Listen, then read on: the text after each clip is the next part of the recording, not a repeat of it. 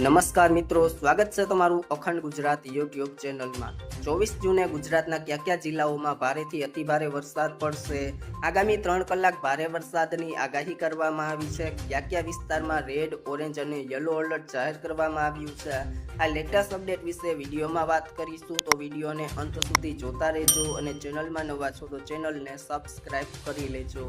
24 જૂન 2026ના રોજ ગુજરાતના વિવિધ જિલ્લામાં વરસાદની આગાહી કરવામાં આવી છે। હવામાન વિભાગે દક્ષિણ અને મધ્ય ગુજરાતના અનેક વિસ્તારમાં ગાજવીજ સાથે વરસાદની શક્યતા વ્યક્ત કરી છે। ભારે વરસાદની આગાહીને પગલે એલર્ટ પણ જાહેર કરવામાં આવ્યું છે। તાપી, નર્મદા, ડાંગ અને છોટાઉદેપુર જિલ્લામાં ભારે વરસાદને ધ્યાનમાં રાખીને રેડ એલર્ટ જાહેર કરવામાં આવ્યું છે।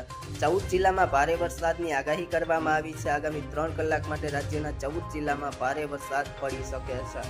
દક્ષિણ ગુજરાત અને સૌરાષ્ટ્રમાં વરસાદની આગાહી કરવામાં આવી છે, જેમાં દક્ષિણ ગુજરાત અને સૌરાષ્ટ્રના દરિયાકાંઠાના વિસ્તારમાં મેઘરાજાની દસ્તક જોવા મળી શકે છે। સુરત, ભરૂચ, નર્મદા, ડાંગ અને તાપી જેવા વિસ્તારમાં ભારેથી અતિભારે વરસાદ થવાની સંભાવના છે।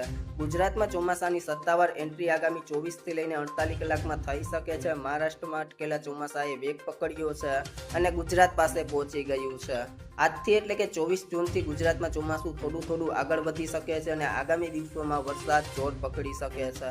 જૂનાગઢ, ગીર સોમનાથ, રાજકોટ, અમરેલી, બોટાદ, ભાવનગર, અમદાવાદ, આણંદ, ખેડા, પંચમહાલ અને દાહોદ જિલ્લામાં છૂટાછવાયા સ્થળોએ હળવાથી મધ્યમ વરસાદની આગાહી કરવામાં આવી છે। 26 જૂનથી હવામાનમાં ફેરફાર જોવા મળશે।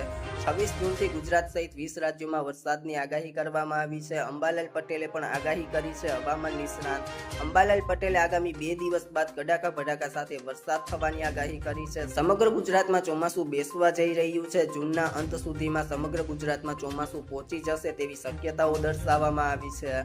જો મિત્રો તમને અમારો વિડીયો પસંદ આવ્યો હોય તો વિડીયોને લાઈક કરો, તમારા મિત્રો સાથે શેર કરો અને જો તમે ચેનલમાં નવા છો તો ચેનલને સબસ્ક્રાઇબ કરી લેજો।